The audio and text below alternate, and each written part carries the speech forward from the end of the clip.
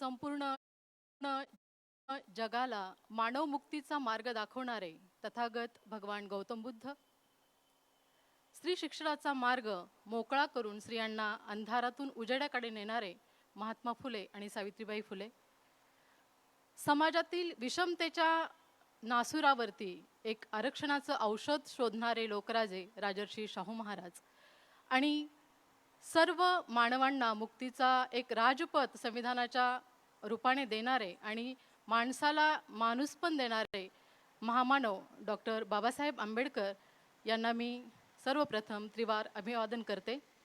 विचारमंचावर उपस्थित असलेले Rahul sir, Neha madam आणि माझ्या समोर इथे उपस्थित असलेले अनेक मान्यवर पण आहेत. आपण सर्व भीमाची लेकरं आज या ठिकाणी खरं तर येताना माहेरी आल्यानंतर मन जसं एखाद्या माहेरवाशिणीचं भरून येते तसं आलेलं आहे. कारण मी 25 वर्षानंतर माझ्या या मिलींच्या मायभूमीमध्ये मी पाय ठेवत आहे आणि ही संधी मला आयोजकांनी दिली त्याबद्दल सर्वात आधी तर मी त्यांचं मनपूर्वक आभार व्यक्त करते. आणि झालं असं की ज्यावेळी माझं निकम सरांशी बोलणं झालं त्यावेळी त्यांनी सांगितलं की आपल्याला डॉक्टर बाबासाहेब आंबेडकर आणि महिलांचे आर्थिक सक्षमीकरण यावरती बोलायचं आहे. म्हणजे मला एकंदरीत अर्थशास्त्राचा पेपर दिलेला होता आणि इथं आल्यानंतर सरांनी सांगितलं की मॅडम तुम्ही जरा मिलींची तुमची जडणघडण आणि एकूण साहित्याचा प्रवास आणि फिंद्रीचा प्रवास याबद्दल सुद्धा बोलावं अशी आमची अपेक्षा आहे. म्हणजे मी अर्थशास्त्राच्या पेपरचा अभ्यास करून आले आणि मला इथं साहित्याचा पेपर दिलेला आहे अशी थोडी माझी अवस्था झालेली आहे. पण दोन्हींनाही थोडासा न्याय देण्याचा मी या ठिकाणी प्रयत्न करणार आहे. खरं तर ज्यावेळी आपण स्त्री आणि तिचं सबलीकरण किंवा स्त्री आणि स्वातंत्र्य असा एक शब्द अशी संकल्पना डोळ्यासमोर आणतो त्यावेळी आपल्याला अपरिहार्यपणे डॉक्टर बाबासाहेब आंबेडकर हे नाव समोर येतं. मी अनेक ठिकाणी व्याख्यानाला जाते आणि व्याख्यानाला जात असताना शक्यतो मी जे आंबेडकरेतर समाज आहे अशा महिलांमध्ये जागृतीचं मला जास्त तिथे मला जाण्याचं एक हे वाटतं की कारण बाबासाहेबांचा समाज जो आहे, जो आंबेडकरी समाज आहे, हा समाज वाचणारा समाज आहे, लिहिणारा समाज आहे, विचार करणारा समाज आहे आणि विचार व्यक्त करणारा समाज आहे, विचारांसाठी रस्त्यावर उतरणारा समाज आहे. पण समाजातला असा एक खूप मोठा घटक आहे की ज्याला बाबासाहेबांचे विचार अजूनही समजलेले नाही आणि यामध्ये स्त्रिया खूप मोठ्या प्रमाणावरती आहेत. मी माझा जन्म मराठवाड्यातला, माझी जडणघडण मराठवाड्यातली आणि माझी नोकरी जी आहे ती पश्चिम महाराष्ट्रातली. ज्यावेळी मी नोकरीच्या निमित्ताने पश्चिम महाराष्ट्रामध्ये गेले तेव्हा मला खूप फरक जो आहे तो मोठ्या प्रमाणावरती असा दिसला की मराठवाडा एकतर आर्थिक दृष्टीने आपण पाहिलं तर आपण मागास आजही म्हटलंच जातं आणि पश्चिम महाराष्ट्र एक सधनता आहे. मराठवाड्यातल्या महिलांचं जीवन आणि पश्चिम महाराष्ट्रातल्या महिलांचं जीवन मला खूप तफावत ती दिसत होती आणि ही तफावत कुठंतरी वेदनादायी होती की अजूनही माझ्या मराठवाड्यातल्या मायभगिनी ज्या आहेत त्या किती मागासलेल्या स्थितीत आहेत किंवा अजूनही त्यांना पुढे येण्याची किती गरज आहे. मग यासाठी जे देशभर काही झालेले आहेत उपाययोजना त्याची माझ्या या मायबहिणीपर्यंत काही पोहोचले की नाही आणि ते पोहोचले की नाही याचा आपण अभ्यास करायला पाहिजे. आणि असं हा विचार डोक्यात घेऊन मी म्हणजे भारतातील पंचवार्षिक योजना आणि त्यांनी महिलांसाठी काय केलंय त्या योजनांचा मी ऐतिहासिक अभ्यास केला आणि तोही मराठवाड्याच्या संदर्भामध्ये तिथल्या स्त्रियांच्या संदर्भात. आणि मला सांगायला क्लेश वाटतो, खेद वाटतो की अजूनही अनेक ठिकाणी मराठवाड्यातल्या आपल्या मायभगिनींपर्यंत साधी शिक्षणासारखी गोष्ट सुद्धा पोहोचलेली नाही. बदल होतोय, शहरात होत असेल आणि आपण प्याला अर्धा रिकामा आहे असं म्हणण्यापेक्षा अर्धा भरलेला आहे असं म्हणूयात. आणि मग या सगळ्यांमध्ये डॉक्टर बाबासाहेब आंबेडकर हे जे नाव आहे हे जेव्हा समोर येतं तेव्हा इथल्या आपल्या माय भगिनींच्या यशामध्ये, त्यांच्या सक्षमीकरणामध्ये त्यांचं जे योगदान आहे ते काय आहे. तर आपण शाळेत कॉलेजमध्ये शिकत असताना जसं प्रॅक्टिकल आणि थेरी अशा रीतीने अभ्यास करतो तर बाबासाहेब ज्यावेळी आपण सगळ्यांनी वाचलेलं असेलच, पुन्हा एकदा फक्त थोडक्यात जस्ट रिकॅप असं म्हणून मी सांगते की ज्यावेळी बाबासाहेबांनी हिंदू कोड बिल समोर ठेवलं किंवा त्याच्यासाठी इतके परिश्रम केले त्यावेळी ते कोड बिल मंजूर होऊ दिलं गेलं नाही आणि नंतर परत त्याचेच तुकडे तुकडे करून माझे वकील बंधू भगिनी सुद्धा इथे बरेच बसलेले असतील तेच तुकडे तुकडे करून नंतर मंजूर झालेलं आहे. पण आपण जर पाहिलं तर हिंदू कोड बिलातील ज्या तरतुदी आहे, म्हणजे लोक सहज विचारतात की बाबासाहेबांनी काय केलं, बाकीच्यांसाठी काय केलं, त्यांनी फक्त दलित समाजासाठी केलेलं आहे. आणि एक आपण एक अभ्यासू विद्यार्थी म्हणून किंवा एक सजग नागरिक म्हणून, एक आंबेडकरवादी म्हणून आपली ही भूमिका आहे की आपण हे लोकांपर्यंत पोहोचवलं पाहिजे की तुम्ही बाबासाहेबांनी हे काय काय केलेलं आहे. मला वाटतं की त्यात ज्या काही तरतुदी होत्या त्या दलित स्त्रियांसाठी असं काही खास नव्हतं. कारण सती प्रथा ही कधी दलितांमध्ये नव्हतीच. विधवांना पुनर्विवाहाचा अधिकार नसणं होतं दलितांमध्ये. ज्या समाजामध्ये काडीमोड होता किंवा तुम्हाला परत पाठ लावता येत होता, हे सगळं होतं. मग ह्या समस्या उच्च जातीय स्त्रियांच्या होत्या, पण त्यांनी कधी त्याकडे असं मांडलं नाही की बाबासाहेबांनी हे आमच्यासाठी केलंय. ज्यावेळी हे हिंदू कोड बिल मंजूर होत होतं किंवा ते त्याच्यावरती चर्चा चालू होती, त्यावेळी बाबासाहेबांना त्यांना फार मानसिक त्रास झालेला आहे. आणि अशा वेळी जेव्हा त्यांच्यावरती स्त्रियांनी मोर्चा नेला, त्यावेळेस त्यांनी विचारलं की बाईनो, हे सगळं मी तुमच्यासाठी करतोय, तुम्ही का माझ्यावरती मोर्चा आणलेला आहे, तुम्हाला काय नको आहे या बिलामध्ये. तर त्यांनी सरळ सांगितलं की नवऱ्याने सांगितलंय मोर्चात जा, नाही तर मी तुला घटस्फोट देईल. मग मी तेच तर त्यासाठीच तर लढतोय ना की तुम्हाला असं कधीतरी कुणी वाऱ्यावर सोडलं जाऊ नये. आणि हे सगळं करत असताना म्हणजे जेव्हा तुम्ही आर्थिक सक्षमीकरणाकडे येताय, बाबासाहेबांनी बघितलं, बाबासाहेबांनी मुळापर्यंत पोहोचलेले आहे. आणि आज आपण बऱ्याचदा तिथे कमी पडतो. राहुल सरांनी सुद्धा खूप चांगलं सांगितलेलं आहे की आपण बेसिक गोष्टींपर्यंत पोहोचायला पाहिजे. बाबासाहेबांचा हा गुण आपण घ्यायला पाहिजे. बाबासाहेब ज्यावेळी बेसिक म्हणजे स्त्रियांच्या सगळ्या गुलामीचं मूळ जे आहे ते मनुस्मृतीत होतं, ते शोधलं. त्या मनुस्मृतीतलं मूळ जे होतं, त्यामुळे मनुस्मृती जाळली आणि नुसते जाळून थांबले नाही, तर ते सगळे अधिकार भारताच्या स्त्रियांना त्यांनी दिलेले आहे. म्हणजे एकूणच ज्यावेळी आपण बघतो की सक्षमीकरणामध्ये तुमचं शैक्षणिक सक्षमीकरण असेल तरच तुमचं आर्थिक आणि सामाजिक सक्षमीकरण होणार आहे. बाबासाहेबांचे हे विचार जे आहे, आता नुसतं फक्त पुस्तकी सांगण्याचं काम नाही आहे. आणि मी म्हणून म्हटलं की प्रॅक्टिकली सुद्धा कसं आहे हे. तर मला सचिन सरांनी जे सांगितलं की तुम्ही थोडक्यात ते सांगा की बाबासाहेबांच्या विचाराने भारावलेली जी स्त्री असेल, मग ती भलेही अशिक्षित असू दे, ती स्त्री किती मोठं परिवर्तन घडून आणू शकते किंवा त्या समाजामध्ये ती कसं करू शकते. तुम्ही म्हणाल आत्तापासून 40-50 वर्षापूर्वी नव्हत्या स्त्रिया शिकलेल्या. म्हणजे इवन दलित स्त्रियांच्या वतीने त्यांचे प्रश्न उच्चवर्गीय स्त्रिया मांडायच्या. ज्यावेळी बीजिंग परिषदेला जाण्याची वेळ आली, त्यावेळी स्त्रियांमध्ये चढाओढ लागली की मी जाणार, मी जाणार. आणि त्यावेळी मग दलित स्त्रिया म्हणाल्या की आमचे प्रश्न तुम्ही कोण मांडणार.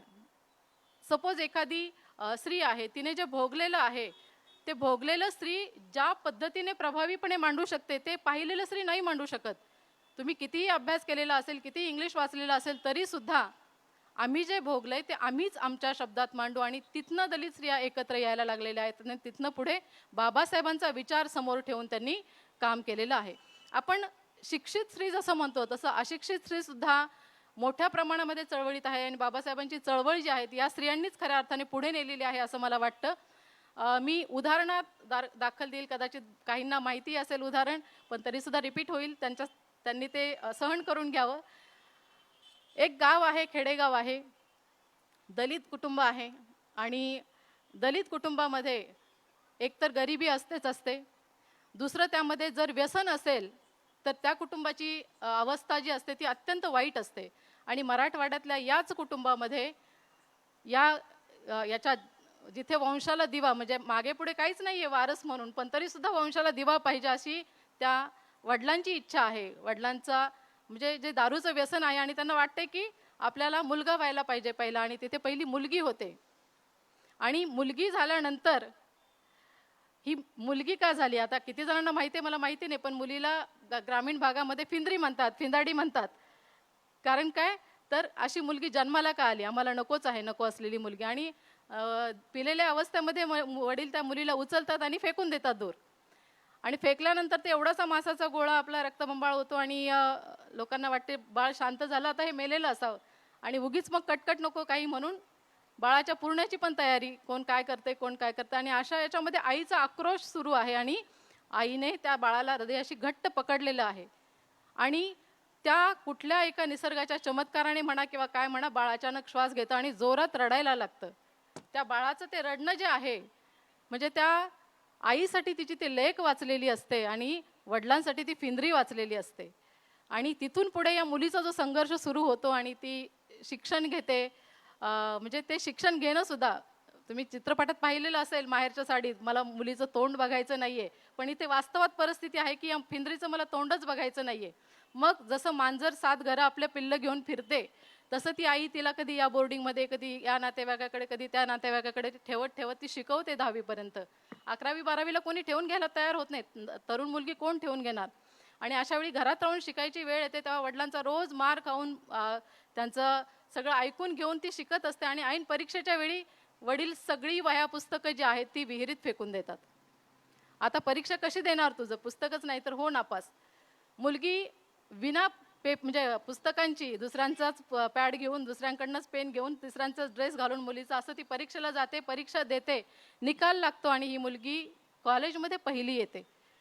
म्हणजे बिना आणि हे सगळं जे असतं त्यावेळी त्या आईने फक्त काय वाचलेलं असतं ना, ऐकलेलं नसतं. असंच कुठेतरी जयंतीमध्ये वगैरे भाषण ऐकलेलं असतं की बाबासाहेबांनी फक्त एवढं सांगितलं की कितीही त्रास झाला तुम्हाला, किती अगदी उपाशी राहावं लागलं तरी तुम्ही मुलांना शिकवा, कारण त्याशिवाय त्यांचं आयुष्य बदलणार नाही. आणि ती म्हणायची की आपल्या नशिबात जे आलं त्या मुलीच्या नशिबात यायला नको असेल तर तिने शिकावं. मग आता तिथनं पुढे काय? 12वी तर झालेली आहे, मुलगी पहिली आलेली आहे. कॉलेजमधनं पत्र आलं की आपली मुलगी महाविद्यालयात पहिली आलेली आहे आणि आपला आणि आपल्या पाल्याचा सत्कार करायचा आहे. आपण 15 ऑगस्टच्या निमित्ताने महाविद्यालयात यावं. साहजिक आहे, कुठल्याही आईला आनंद होणार आहे. पण जायचं तर वडिलांची परवानगी पाहिजे. आणि ज्यावेळी वडिलांना परवानगी मागायला गेल्यानंतर त्यांनी परवानगी देण्याच्या ऐवजी रट्टे दिलेले आहे. त्यांनी सांगितलं घराच्या बाहेर पाय ठेवला तर पाय मोडून टाकेल. त्यावेळी आईने सांगितलं की असू द्या, एका जत्राने काय देव म्हातारा होत नाही, माझ्या मुलीच्या नशिबात असतील तर असे कितीतरी सत्कार तिला पुढे मिळतील. तो प्रसंग राहतो. पण आईला ती निरक्षर आई आहे, काहीच माहिती नाहीये तिला. आणि अशा वेळी ती काय करते तर तिची ती घालमेल सुरू असते की माझ्या मुलीला पुढे शिकायला पाहिजे. आणि मग तिला कुणीतरी सांगतं की बाबासाहेबांनी कॉलेज काढलेलं आहे आणि औरंगाबादला तू मुलीला घेऊन जा, तिथे जर प्रवेश मिळाला तर प्रवेशाची तारीख काय असते, काय प्रोसेस असते, तिला बिचारीला काही माहिती नाहीये. पण हातात ते आपली कॅरी बॅग, त्याच्यामध्ये 2 सर्टिफिकेट घेऊन त्या मायलेकींचा प्रवास औरंगाबादच्या दिशेने सुरू होतो. औरंगाबादच्या बस स्टँडवर आल्यानंतर त्या ज्यावेळी विचारतात रिक्षावाल्याला, आई विचारते की बाबासाहेबांच्या कॉलेजला जायचंय, किती पैसे घेशील? तो सांगतो पैसे, तर त्यांच्याकडे तेवढे पैसे नसतात. ती म्हणते चल आपण चालत चालत जाऊयात, पायी जाऊयात. माहिती नाही. म्हणते असू दे, तोंड असेल तर माणूस दिल्लीला जातो, आपण जाऊयात. आणि आई त्या मुलीला घेऊन या मिलिंद महाविद्यालयाच्या परिसरात येते. आणि आल्यानंतर ज्यावेळी इथनं आत प्रवेश केल्यानंतर पायरीवर आल्यानंतर ती नऊवार नेसलेली आई डोक्यावरचा आधीच असलेला पदर अधिक चांगल्या पद्धतीने घेते आणि त्या पायरीवरती डोकं ठेवते. म्हणते की हे बाबासाहेबांचं कॉलेज आहे, हे कॉलेज बांधताना बाबासाहेब इथे आले असणार आहे, तिथं फिरले असणार आहे, तिथल्या मातीला इथे त्यांचा स्पर्श झालेला असणार आहे. आणि तिने डोकं ठेवल्यानंतर आसपास मुलं उभी असतात, सगळे हसत असतात आणि मुलगी पहिल्यांदाच कॉलेजला आलेली असते. कुठे फाटकी म्हणजे तुटकी स्लीपर आणि तो सगळा अवतार तिला प्रचंड संकोचल्यासारखं होतं. आई म्हणते डोकं टेको पायरीवरती. मुलं हसत असतात. त्यावेळी वाटतं बापरे आता कसं डोकं टेकवायचं. पण ज्या क्षणी पायरीवरती डोकं टेकवलं जातं त्या क्षणी मुलीच्या मनामध्ये जो आहे तो एक नवचैतन्य संचारतं. ज्यावेळी प्रवेशासाठी जातात आणि प्रवेशासाठी गेल्यानंतर सांगितलं जातं की प्रवेशाची तारीख तर आत्ताच संपलेली आहे. मग काय करणार? आता परत जायची वेळ येते. कुणीतरी सांगतं एकदा प्राचार्यांना भेटून बघा. आणि प्राचार्यांकडे गेल्यानंतर प्राचार्य मग क्लर्कशी बोलून ॲडमिशन देतात आणि त्या मुलीचा प्रवास सुरू होतो. इथे तिचं BA होतं, विद्यापीठात जाते. विद्यापीठात मराठवाड्यामध्ये ती मुलींमध्ये पहिली येते आणि त्यानंतर ती प्राध्यापक होते. हा जो फिंद्रीचा सगळा प्रवास आहे, मी शॉर्टमध्ये सांगितला. ही सगळी फिंद्री तुमच्यासमोर आज इथे उभी आहे.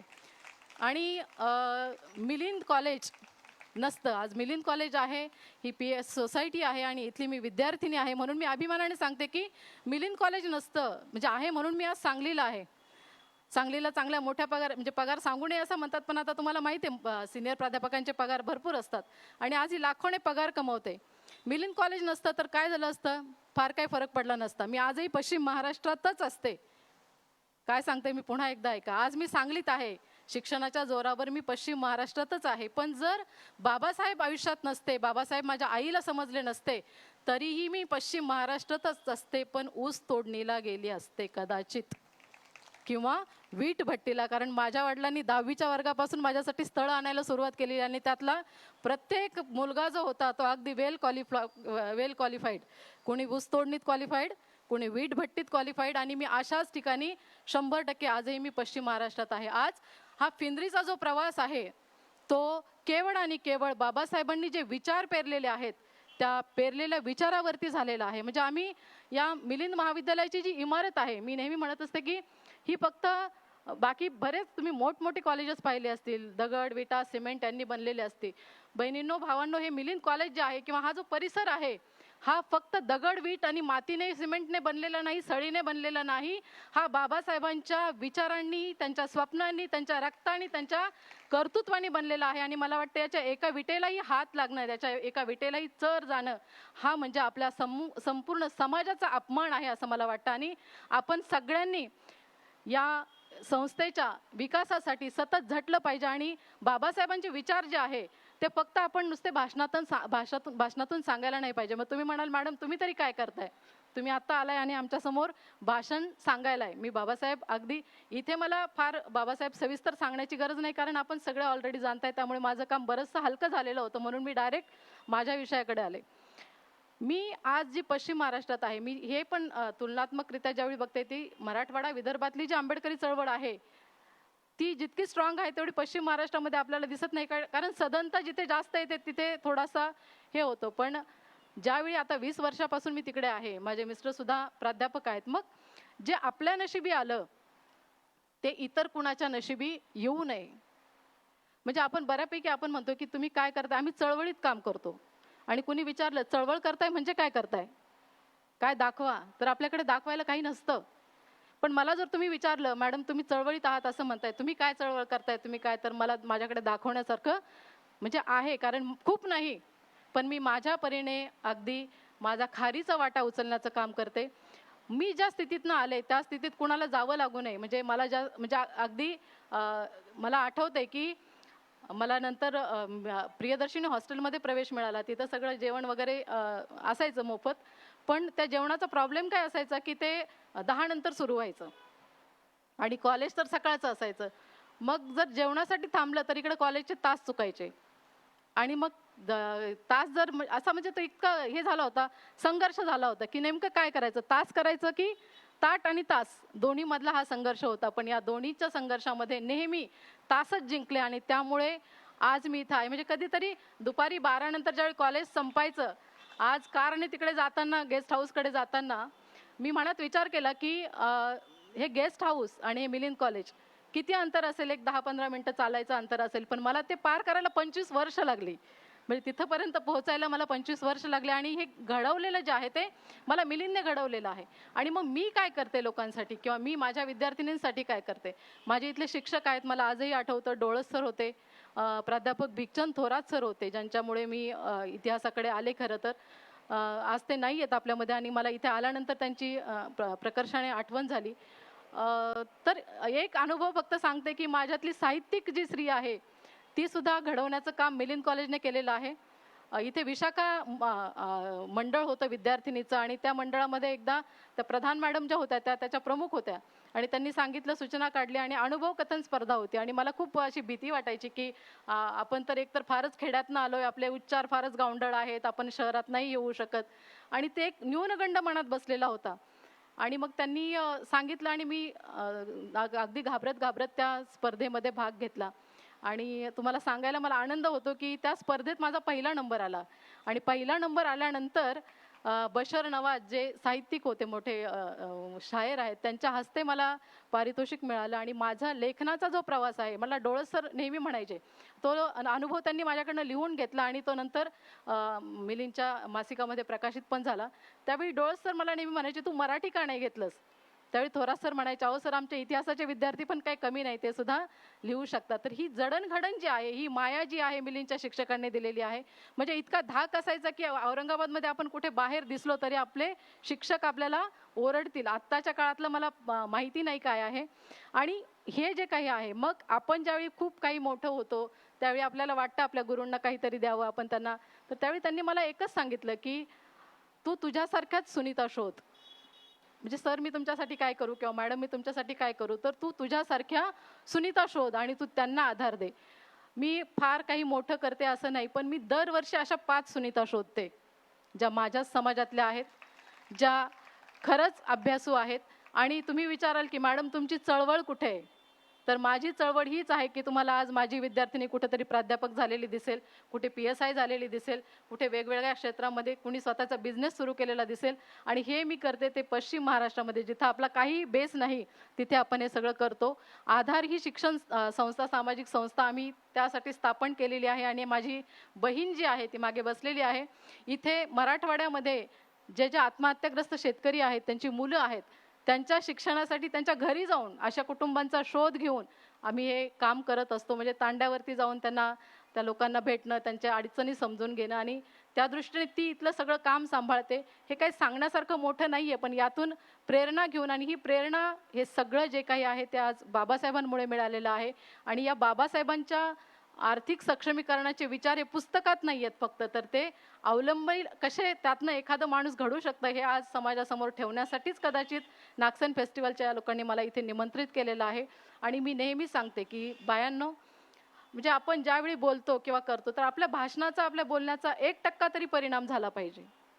मी एकदा कोरेगाव हे ठिकाण आहे पश्चिम महाराष्ट्रातलं, तिथे मी भाषणासाठी गेले होते. आणि खूप सगळ्या बायका, म्हणजे जवळपास 500-600 तरी बायका असतील, त्या सगळ्या होत्या तिथे. आणि तिथे मी जी मांडणी केली, त्या मांडणीनंतर त्या गावामध्ये, म्हणजे विधवा बायकांना कधी त्या कुंकू वगैरे लावत नव्हता, असे मी हळदी कुंकू मानत नाही. पण ज्यावेळी ती मांडणी झाली त्यावेळी त्यानंतर ती जी एक विधवा स्त्री आहे ती माझ्याकडे आली आणि ती म्हटली, ताई मला तुमचं सगळं पटलेलं आहे आणि आजपासून मी स्वतःला कुठेही कमी समजणार नाही आणि मी सुद्धा कुंकू लावणार. कुंकू लावणं न लावणं हा प्रश्न नव्हता, पण तिने त्या क्षणी तो निर्णय घेतलेला तुम्हाला दिसतो. मी फिंद्री लिहिलं. आता मी फारच गरिबीतनं आले वगैरे हे रडगाणं मला सांगायचं नव्हतं. त्यातनं लोक म्हणतात दलित साहित्य म्हणजे काय, तर दलित लोक फक्त स्वतःचं रडगाणं सांगतात, तर नाही. साहित्य म्हणजे प्रश्नपत्रिका नाहीये, तर ती उत्तरपत्रिका आहे. त्याला तुम्हाला उत्तर द्यायला पाहिजे. मी जी फिंद्रे लिहिली ते कशासाठी लिहिली, तर ते वाचून किमान 4 विद्यार्थिनींनी जरी फायदा त्याचा घेतला, बोध घेतला आणि त्यांनी आयुष्यात संघर्ष करण्याचा विडा उचलला, तरी माझं लेखन सार्थक झालं असं मला वाटतं. मला एकदा एक फोन आला आणि म्हणजे माझी अवस्था तशीच होती. वडिलांचा इतका त्रास होता. ज्यावेळी माझे पुस्तकं विहिरीत फेकली त्यावेळी मी पण ठरवलं आपण तरी जगून काय करायचं, आपणही जीव द्यायला पाहिजे आणि विहिरीत उडी मारायला तिथे, कारण बाकी दुसरा काही पर्याय नव्हताच. आत्महत्या करायला विष घ्यायचं म्हटलं तर पैसे नाही, पंख्याला लटकायचं म्हटलं तर घरात घरच नाही, चांगलं पंखा कुठून असणार तिथे. त्यामुळे सरळ आपलं विहिरीत जाऊन उडी मारायची हा सगळा प्लॅन, आणि तो लोकांनी ते हे केलं आणि वाचवलं त्यातनं. पण ते वाचल्यानंतर माझे जे शिक्षक आहेत ते मला म्हटले की तू वाच. आणि त्यावेळी त्यांनी मला बाबासाहेब हातात दिले. आणि ज्यावेळी मी ते धनंजय कीरांचं पुस्तक वाचलं बाबासाहेबांचं, तर मला वाटलं बापरे, आपलं दुःख तर काहीच नाही आहे, कुठं अगदी क्षुल्लक आहे आणि आपण काय मरण्याचा विचार करतोय. आणि त्या दिवसापासून मी ठरवलं की आयुष्यात काहीही झालं तरी आत्महत्येचा विचार करायचा नाही. आणि हेच तत्व मी माझ्या फिंद्रीमध्ये मांडलेलं आहे. मला एका विद्यार्थिनीचा फोन आला, म्हणजे अनेक फोन आले आणि अनेक जणींचा सेम रिप्लाय होता. त्यांनी सांगितले की ताई परिस्थिती फार वाईट आहे, तुम्ही म्हणताय तसं की म्हणजे मलाही माझ्या घरामध्ये त्रास आहे, हे आहे ते आहे. आणि मी आत्महत्येचा 2 वेळा प्रयत्न केला पण तो काही सक्सेस झाला नाही. पण मी ठरवलं होतं की कधी ना कधी आत्महत्या करायची. पण मी तुमचं पुस्तक वाचलं ताई आणि यानंतर मी ठरवलं की मी आयुष्यात लढणार आहे, मी मरणार नाही आणि जो वाचेल तो वाचेल. आणि एक लेखक म्हणून मला वाटतं यापेक्षा दुसरं काही नाही. जे बाबासाहेबांनी विचार मांडले त्याला कृतीतून कुठंतरी प्रतिसाद देण्याचं काम माझ्या आईने केलेलं आहे आणि तेच काम मी माझ्या याच्यातनं मी पुढे करत आहे. मी या समूहाला आज सांगू शकते की आपण आई म्हटलं की खूप आई म्हणजे आईच बस. पण आज इथून जाताना आपण 5 आ जे आहे, म्हणजे माझं भाषण विसरलं तरी चालेल, फिंद्री विसरलं तरी चालेल, सगळं विसरलं तरी चालेल, पण 5 आ तुम्ही इथून घेऊन जायचे आहेत. आणि जे आपल्याला दिलेले कोणी आहेत तर ते बाबासाहेबांनी दिलेले आहेत. तर ते 5 आ मधले पहिला जो आ आहे तो म्हणजे आत्मसन्मान. गरिबी असू दे, काहीही असू दे, पण लाचारी कधीही पत्करायची नाही. हा आत्मसन्मान आपण जिवंत ठेवला तर दुसरा आ आपल्याकडे येतो आणि तो दुसरा आ आहे तो म्हणजे आत्मविश्वासाचा. स्त्रियांमध्ये आत्मविश्वास नसेल तर ती पुढचं पाऊल टाकूच शकत नाही. त्यामुळे तिने आत्मसन्मान, त्यानंतर तिने आत्मविश्वासाने राहिलं तरच कुठे ती आत्मनिर्भर होऊ शकणार आहे. आणि हे आत्मनिर्भर स्त्री जी आहे तिचं आत्मबल जे आहे ते खूप मोठं असणार आहे. आणि या 4 आच्या जोडीला तिच्यासोबत जर आंबेडकरवादातला 5वा आ असेल तर ती स्त्री जगाच्या कुठल्याही कोपऱ्यात गेली तरी ती मागे फिरून पाहणार नाही. आणि अशी स्त्री निर्माण करण्याची जी जबाबदारी आहे ती या आंबेडकरी विचाराची आहे. आणि आंबेडकरी विचार जो आहे ज्याने आत्मसात केलेला आहे तो व्यक्ती ती व्यक्ती कधीच मागे पाहणार नाही. पण आजची ही जी सगळी व्यवस्था आहे, हे जे काही आहे तर यामध्ये संविधान वाचवायचं म्हटलं किंवा काय तर सगळ्या लोकांचं लक्ष हे आंबेडकरी समाजाकडे असतं. ही आपली ताकद आहे आणि आपण अर्धी ताकद जी आहे ती आपली स्त्रिया आहेत, हे पण आपण हे करायला पाहिजे आणि पहिल्यांदा स्त्रियांना समजावून सांगायला पाहिजे. मी तर जिथे जाईल तिथे मी हेच सांगते की बायांनो, संविधान जर म्हणजे त्याला जर धोक्यात आलं ते, तर पहिला धोका हा तुम्हाला आणि मला आहे, तुमच्या माझ्या मुलीला आहे. म्हणून काही करायचं असेल तर संविधान वाचलं पाहिजे आणि त्यासाठी आपली स्त्री जी आहे ती सक्षम झाली पाहिजे आणि त्यासाठी हे 5A आणि त्याला गुंफणारा हा आंबेडकरवाद आपण सोबत घेऊन गेलं पाहिजे. वेळेचं मला भान आहे, त्यामुळे मी अगदी घड्याळ लावून 30 मिनिट कंप्लीट होण्याच्या आत माझं संपवते. मला इथे बोलण्याची संधी दिली आणि मला ऐकून घेतलं त्याबद्दल मी आपले खूप खूप आभार मानते आणि हा माहेरचा सहवास मी इथून घेऊन जाईल. थँक्यू.